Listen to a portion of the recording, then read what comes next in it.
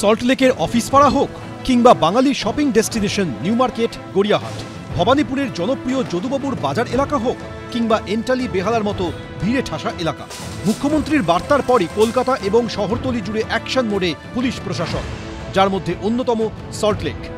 সল্টলেক আমার লজ্জা লাগছে, ইচ্ছা মতো সুজিত বোস লোক বসাচ্ছে কম্পিটিশন করে। কেন কেন বাইরের লোক বসবে?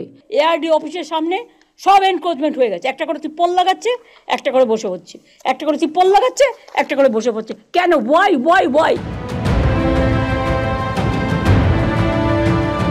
দোকানদারদের যথাসম্ভব বলা হচ্ছে যত তাড়াতাড়ি সম্ভব তারা দোকান তুলে নিন, তা নাহলে প্রশাসন যথারীতি ব্যবস্থা নেবে। এতদিন সবটাই চলছিল দিনের আলোয় সবার চোখের সামনে। সোমবার মুখ্যমন্ত্রীর বার্তার পর অ্যাকশন মোডে নামল পুলিশ প্রশাসন।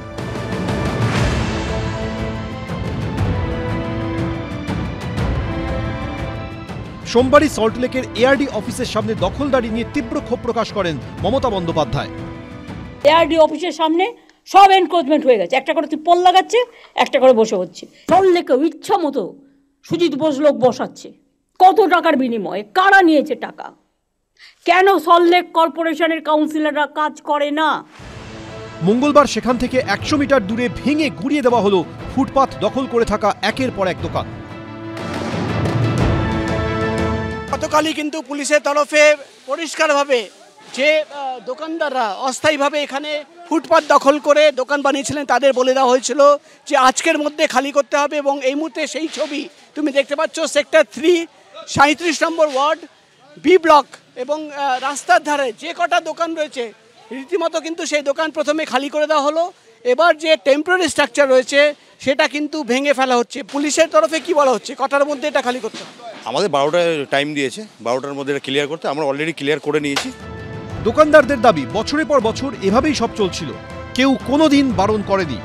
অস্থায়ী দোকান যেটা টেম্পোরারি বানিয়েছিলেন ফুটপাত দখল করে, কোনোদিন কেউ কিছু বলেনি?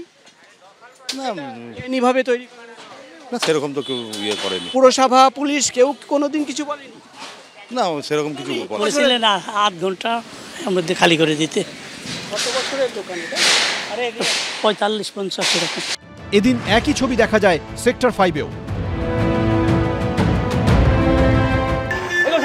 মানুষের চলাচলের রাস্তা ঠিক রাখতে হবে, ফুটপাতের মধ্যে এগুলো করা যাবে না, এগুলো তো করা যাবে না। এটা একদম টোটাল ভাবে আপনার এগুলো বন্ধ করে খুলে ফেলতে হবে, এই সমস্যাগুলো খুলে ফেলতে হবে, ঠিক আছে? ফুটপাত এই মুহূর্তে আমি যেখানে দাঁড়িয়ে রয়েছি সেটা কিন্তু আদতে ফুটপাত এবং কার্যত বলা যায় ফুটপাতের প্রায় 100%ই এই দোকান দখল করে নিচ্ছে। আপনাদের এখানে দোকান বানানোর অনুমতি কে দিল এতটা? আমাদের ইউনিয়ন থেকে, আমাদের যেমন এ থেকে হয়েছে সেই রকমই অনেকদিন থেকে যারা যেরকমই ভাবে করে আসছে সেইভাবেই করতেছি। কেউ বাধা দেয়নি, বারণ করেনি? না, আমাদেরকে সেই রকমই কিছু আমরা পাইনি বলে এরকমই করে রেখেছিলাম। আজকের মধ্যে সরিয়ে নিতে বলেছি। এই অভিযান কি আপনার গোটা সেক্টর 5 এলাকা জুড়েই চলবে?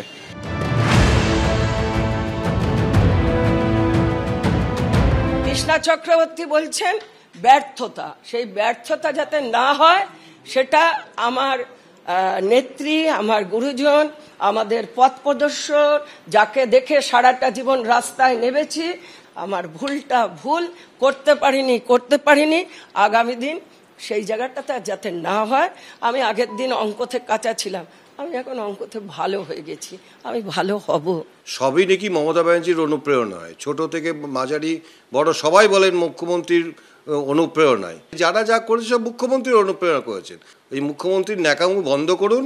রাজ্যবাসী বুঝে গেছে যে সংগঠিত এখানে লুট চলছে, মুখ্যমন্ত্রীর নেতৃত্বে লুট চলছে। আর উনি প্রেসের সামনে মাঝে মাঝে এরকম দেখান মানুষের যে ক্ষোভ আছে সেই ক্ষোভকে প্রশমিত করার একটা অপচেষ্টা করেন। রাজারহাট চত্বর স্থানীয় থানার পুলিশ হকারদের সতর্ক করে। আটক করা হয় 5 জন দোকানদারকে। প্রকাশ সিনহা, ব্রতদীপ ভট্টাচার্য, রঞ্জিত সাউ, এবিপি আনন্দ।